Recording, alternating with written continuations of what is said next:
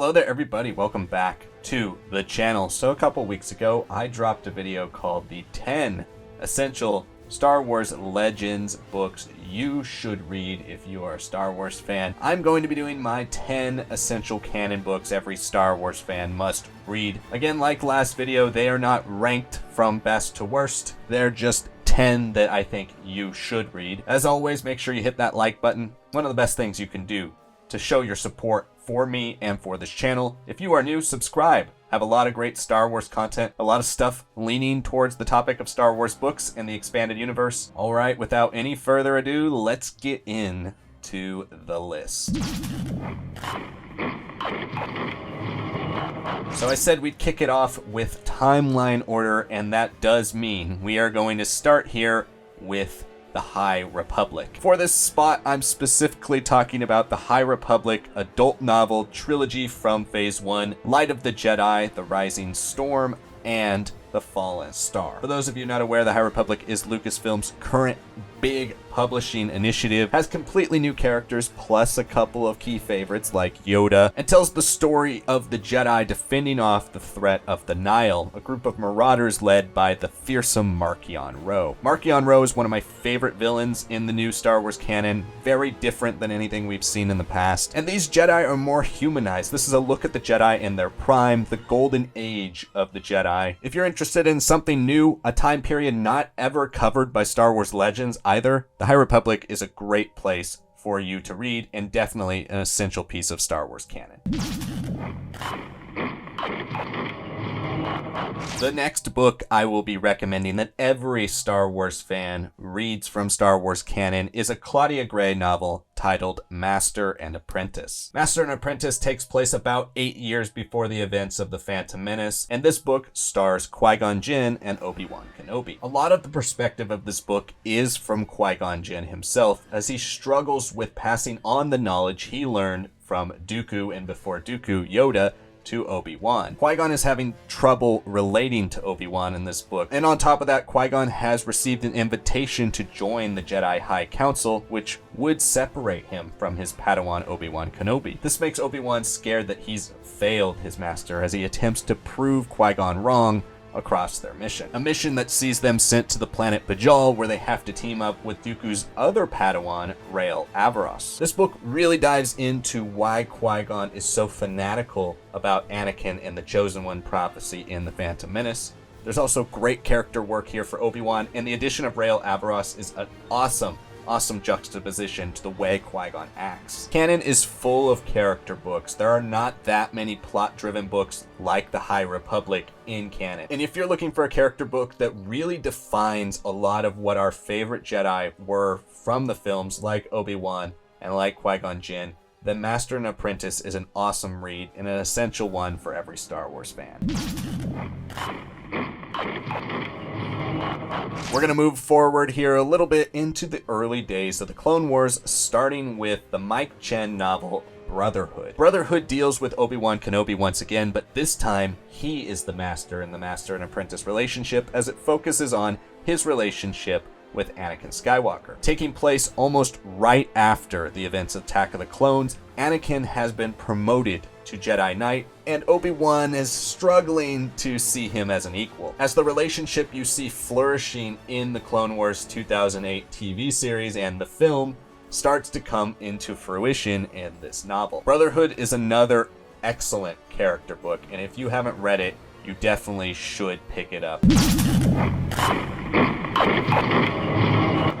We're going to talk about a second excellent Clone Wars novel, and typically the one that most people talk about when they're talking about Star Wars canon Clone Wars stories, and that is Dark Disciple. Dark Disciple was written by Christy Golden and is based on scripts for the Clone Wars for that canceled season 6 and 7, originally planned for Cartoon Network, by Katie Lucas. Dark Disciple tells the story of Asajj Ventress and Jedi Quinlan Vos teaming up to take down Count Dooku once and for all, as we see what the depths of darkness these characters will go to in wartime to end the destructive conflicts and bring peace once again to the galaxy. And the fact that this takes the place of what would have been a major 8-episode arc of the Clone Wars makes this really an essential read for anyone who is interested in Clone Wars stories. Next up is a book that starts in the Clone Wars and continues past into the beginning of the Dark Times era, and that is Catalyst, a Rogue One novel by James Luceno. If you followed me on this channel or my other channel, you know I've been shouting from the rooftops about this novel forever. It feels like this is one of the most criminally underread Star Wars novels. In typical Luceno fashion, this novel is dense, packed with military politics, Star Wars early Imperial politics, as well as scientific moments in Star Wars where we follow the Ursos as they unknowingly start to develop the first Death Star superweapon. If you're a fan of Rogue One, or heck even Andor, and I know a lot of people are, those seem to be the most popular things in the Disney era of Star Wars canon, do yourself a favor, read Catalyst, you won't be disappointed. I am super excited to talk about the number 6 entry on this list because it's going to be the Thrawn Ascendancy trilogy. The Thrawn Ascendancy trilogy is my single favorite trilogy in Star Wars canon. If you're a fan of Star Wars Legends, you may be watching this video and thinking, maybe I want to get into canon, haven't heard that many great things about it. The Ascendancy trilogy is for you. All the ideas Zahn had about Thrawn and the Chiss from all his books, from the Thrawn trilogy to the Hand of Thrawn duology to Outbound Flight and Survivor's Quest, all of it is culminated in a singular experience in this trilogy where he's given free rein to basically create his own pocket Star Wars universe. You get all of Thrawn's early origins, you get why he is doing what he's doing, a bit of a tweaked version from Outbound Flight, but one that I think is equally, if not more powerful, considering you have so much story behind his actions. On top of that, there are some wonderful Chiss characters, some introduced in the past and Legends like Aralani, some new characters that are great additions to the Chiss mythology, a lot more of the backstory about the 9 ruling families, the Chiss Ascendancy, the Chiss Expansionary Defense Fleet. If you're interested in all in Thrawn, if you were an EU fan and thought, I wanted more out of Zahn's world that he was starting to create for the Chiss, or you're just a fan of Star Wars, you want something completely different. No Jedi in this, no Sith,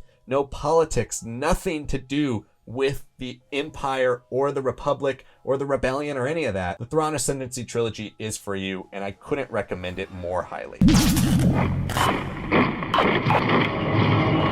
I highly recommend you read Zahn's kind of unofficial canon Thrawn trilogy. Now, I hate when people compare this to his original Thrawn trilogy because no, this is not really a Thrawn trilogy. He wrote 3 books that all kind of interconnect, but each one was planned after the other. But each book brings something really interesting and unique to the legend of Thrawn. Zahn does a great job of trying to bridge and bring in as much as he can from the EU back into canon, and even including some kind of tweaked versions of stuff like Mist Encounter. The canon Thrawn trilogy is excellent. It might not reach the heights that the original Thrawn trilogy did, but this is still an excellent novel series. It's Timothy Zahn. If you are interested in his storytelling, all 6 of his canon books are fantastic.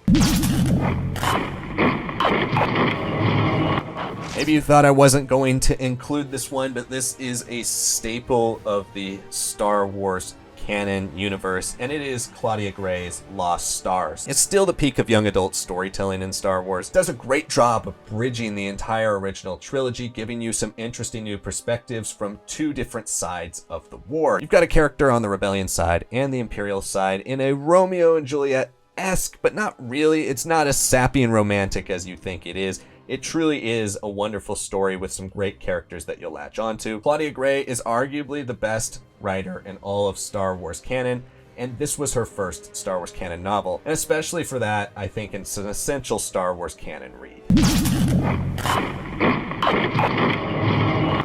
Next up is one of 2 true Luke Skywalker stories in Star Wars canon, but the one that is far better than the other one. It is Shadow of the Sith by Adam Christopher. Shadow of the Sith takes place roughly 20 years after the events of Return of the Jedi. In this novel, Luke is haunted by visions of the dark side, all stemming from an unknown planet called Exegol. While being tormented by these visions, Lando Calrissian appears and claims that he has heard of a new Sith menace arising in the galaxy. Lando's daughter has been kidnapped and he's trying desperately to find her. The trail seems like it's gone cold until he comes in contact with Ochi of Bestoon, who is tasked with kidnapping another girl named Rey. This is an excellent novel and one that really tackles the dark side in a much more fascinating way than any other Star Wars canon book has. There are some great visions of the dark side with some cool new villain like Kaiza and Exim Panchard. On top of that, you get a really cool humanizing look at Lando Calrissian, one that you don't see too often in Star Wars literature. And Luke here is at his Jedi Master best. You hear stories in this novel about things Luke might have done in the past, allusions to what he could do in the future. There's some great things here that really cement Luke's power level in canon and give us fans who are looking for more Luke hope that there is an exciting story at the heart of what Luke's Grandmaster journey was in canon. If you're looking for prime Luke in Star Wars canon, it might not be to the same power level or excitement as Legends, but this is the starting point. This is where we're getting going, and hopefully Shadow of the Sith is an indication of more great things to come here in the future. And for the last entry, I might have done the same thing I did with Legends and not really known it and saved my favorite book of Star Wars canon for last. Like I saved Darth Plagueis, my favorite Star Wars Legends book, for last. I saved Claudia Gray's Bloodline for last here because it's the latest point in the timeline. Bloodline takes place approximately 6 years before the events of Star Wars The Force Awakens and focuses on Princess Leia as she's serving her role in the Galactic Senate of the New Republic. In this book, Leia contends with threats both internal and external. Unfortunately for her, there's been a hit piece out politically for her as it's revealed to the galaxy that she is the daughter of Darth Vader. While facing backlash from that, she must also go on a mission with a rival senator from another party, where she starts to learn about the early formation of the First Order and starts to build what will ultimately become the Resistance. Bloodline is a great book that ties in so nicely with the beginning of the sequel trilogy. This is also just a fantastic Leia novel. Leia, who didn't get to star in too many of her own novels in Legends. This is one of my favorite canon books of all time. I truly love this book. It's my favorite piece of Claudia Gray's work, and if you haven't read it, you definitely should. Well, thank you all so much for watching my 10 essential Star Wars canon books every Star Wars fan must read. Make sure you let me know again in the comments what you thought of my list. Of course, like the video. It helps me out so much. I can't express that enough. And subscribe to the channel for more Star Wars content like this. And stay tuned for a lot of great content coming here on Legends of Lore. Thank you so much for watching this video, and I will see you all next time.